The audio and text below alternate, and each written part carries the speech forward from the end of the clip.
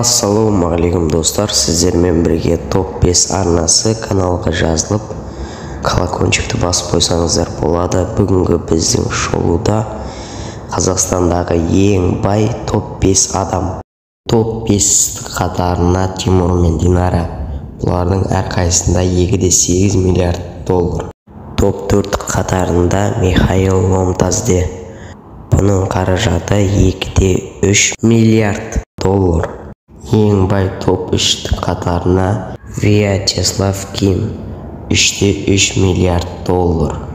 Топ 2-де Өтемұратов Болат. Бұл кісінің қаражаты 3,4 миллиард доллар. Қазақстандағы ең бай адам Владимир Ким. Бұл кісінің қаражаты 3,7 миллиард доллар. Осымен бүгінгі видео аяқталды. Подписация басып колокольчикті шылдырлатып қойыңыздар. Бүгін кешке 20:00-де новый видео шығады. Егер осы видео ұнаса, лайк басып кетіңіздер.